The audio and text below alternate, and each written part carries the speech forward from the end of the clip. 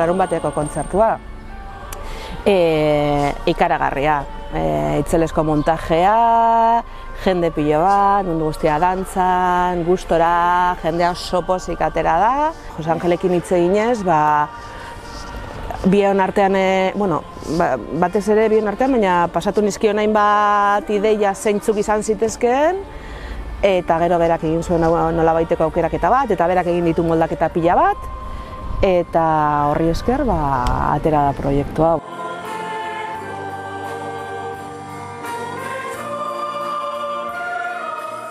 Hasi nintzen 2006ko urtarrilean, gainera oso ondo dakit ze grabatuta daukat. Urte horretan gainera La Bella la Bestiaren urtea izan zen, eta itzelesko montajea egiten ibili ginen, eta sartuta berehala, nik imaginatzen nuen betiko koruak eta batean nolako musikal batean sartzea, niretzat bitxia eta zirraragarria izan zen, ez da apur bat ezberdina.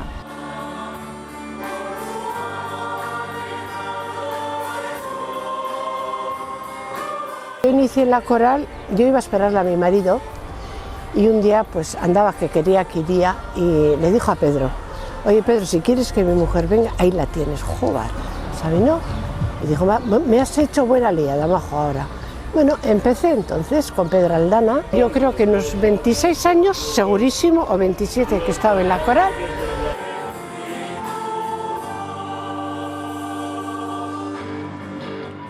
Fueron unos momentos muy bonitos, muy bonitos. Disfruté muchísimo con la coral yo. Y de verdad que a veces la echo de menos. Echas de menos, pues bueno, oigo las canciones y me entra una tristeza encima que no veas, oye. Me acuerdo de cuántas cosas bonitas he pasado.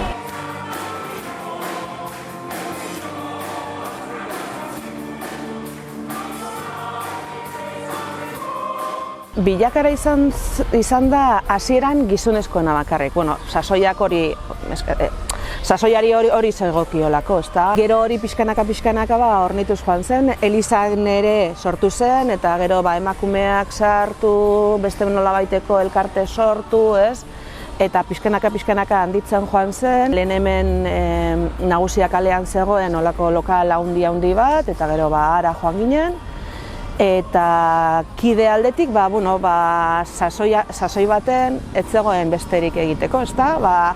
Abestu, tabernak, lan, eta jende asko koralera hurbiltzen zen. Gaur egun hainbeste gauza daudenez, hainbeste zaletasun daudenez, igual nabaritzen da gutxiago daudela, ezta? Korala familia da. Orduan gure odoleko familiaz gainera koraleko familia daukagu, eta orduan familiak bezala antolatzen gara eta jokatzen dugu. Batez ere, 75 urte hauetan pasatu diren bazkide, koralkide, zuzendari eta familiei. Zezan nahi dut, bat abesten badago, bat horrek inguruko familia guztia ekartzen du, ez? Orduan, hori da gure historia, ez?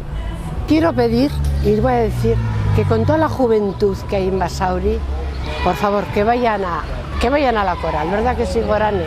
Que vayan, de verdad, porque es una experiencia tan bonita que no lo van a olvidar.